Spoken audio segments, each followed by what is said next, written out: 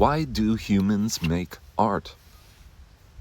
With the rapid ascent of AI, the question of why we make art grows louder.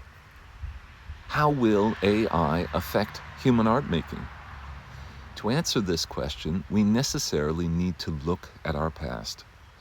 What compelled our ancestors to pick up a piece of charcoal or red ochre and make marks on a cave wall? I think of art's origin story as a story of distributed cognition, or the mind transcending matter and time.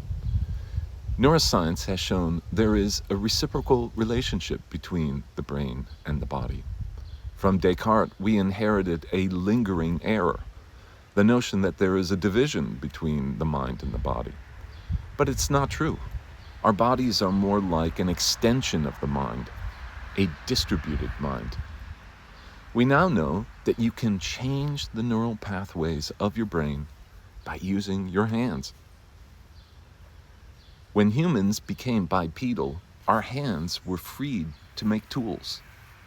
Then a powerful positive feedback loop formed between the brain and the hands with our crafty opposable thumb, allowing for increasingly sophisticated tools. These tools helped evolve bigger and better brains, which in turn made even better tools, and so on. So if the mind originated in the head, it became amplified in the hands. But then something extraordinary happened.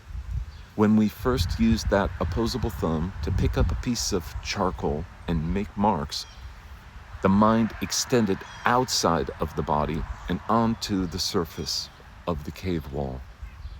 The mind, now being external, allowed communication with other minds.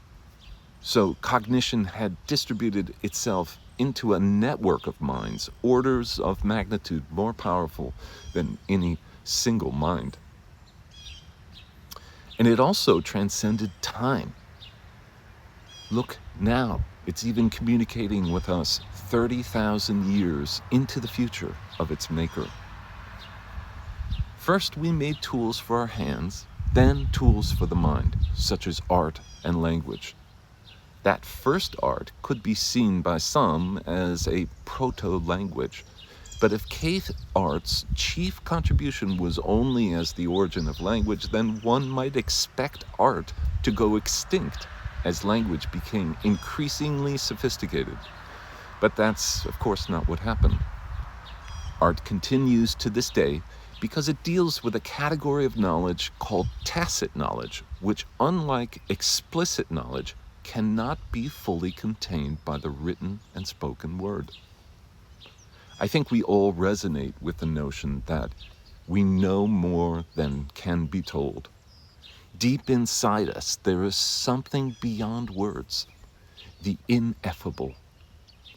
That part which cannot be told relies on the arts as a vehicle for expression. No matter how good AI art may get, nothing can substitute for the practice of human expression.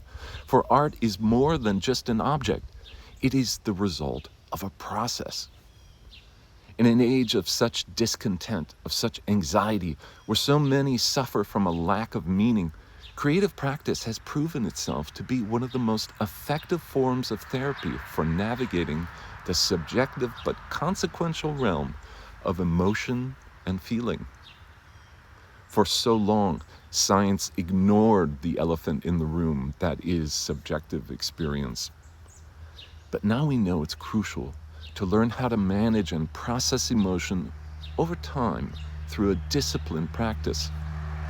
In this way, we can give agency to our latent capacity for expression, expressing all of those things that cannot be told.